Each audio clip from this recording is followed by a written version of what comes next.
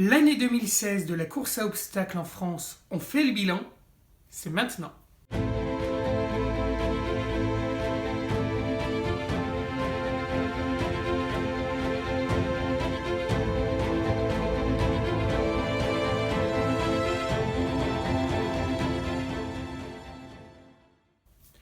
2016 aura globalement été une année faste pour la course à obstacles. Nous avons été 250 000 à nous élancer sur l'une des 159 courses en France.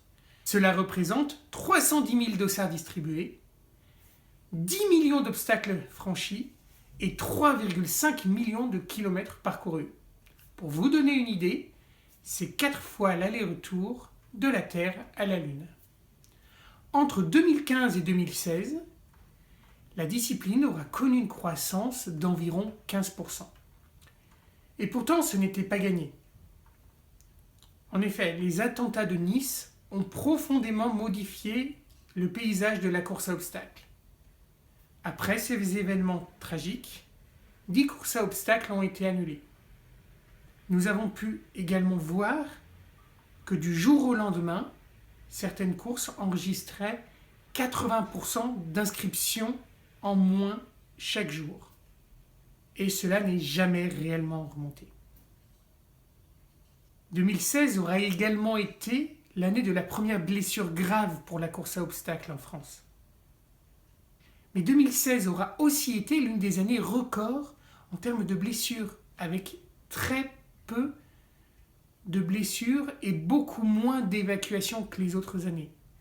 Pour vous donner une idée, sur les 3 dernières courses de The Mud Day, aucune blessure n'a nécessité une évacuation par des ambulances ou des pompiers. 2016 aura également été l'année des femmes, avec près de 50% des femmes dans les courses loisirs.